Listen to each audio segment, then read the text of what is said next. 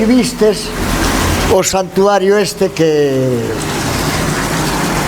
ahora de paso que eu viña para aquí.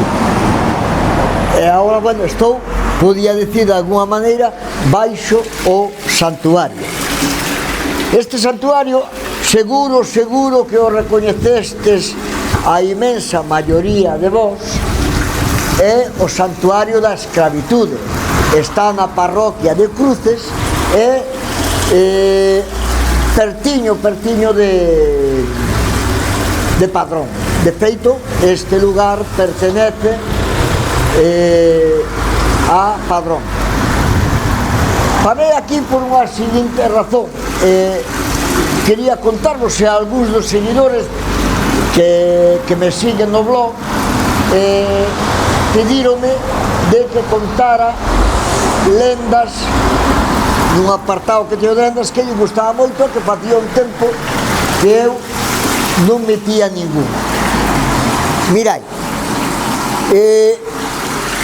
como comeza a crearse este santuario, que son os motivos. Se dice que alá en torno ao ano 1500 o crego de Cruces, a iglesia de Cruces queda aí arriba, a iglesia parroquial, ocorreu de que se salvou milagrosamente da caída dunha árbore.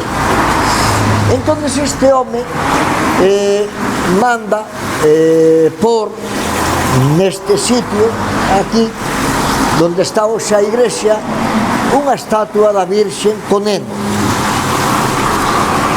Pasou o tempo e curiosamente hai que esperar 200 anos despois para que haiga unha nova milagre, que resurja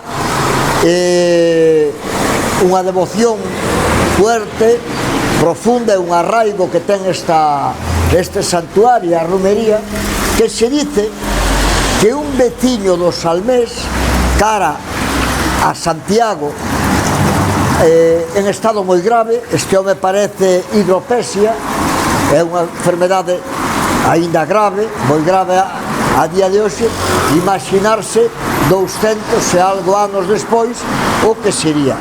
Este home o leva nun carro, dicen que un carro arrastrado por bois, cara a Santiago a pedirlle ao apóstolo e tamén aos médicos que había en Santiago se podían facer algo pola súa vida.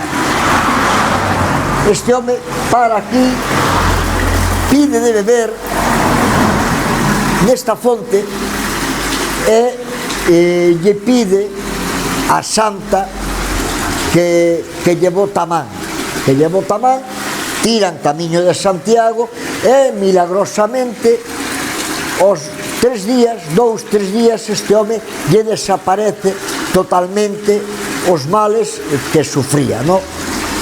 Este home lle dice a Virxen que hai aquí: gracias, señora, por librarme desta escravitude.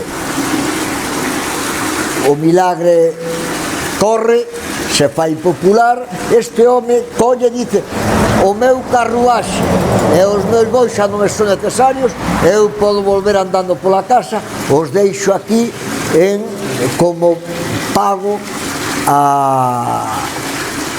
o que esta santa me concedeu.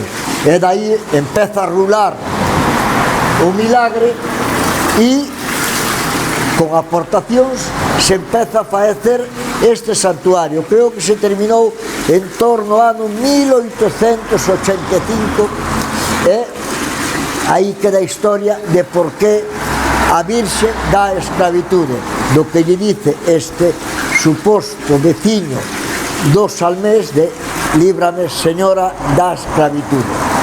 Non sei se o contei ben, pero así é a historia, así mo contaron. Curiosamente, este manantial, se estuvera a iglesia aberta, non está hoxe, e abríamos onde está o altar, xusto, hai unha arquetiña, e nesa arqueta se ve salir a auga que é conducida ao longo de toda a iglesia ata aquí, que por certo está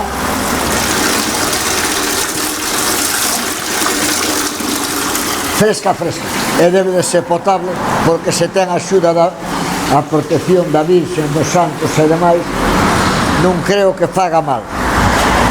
Espero que fora que supera explicar a historia, e eu agora marcho a facer unhas fotos á iglesia para despois escribir un pouquiño desta lenda no blog.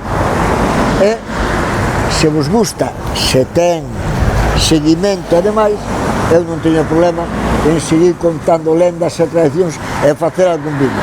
Vos diredes, según os me gustas, vos diredes. Hasta logo.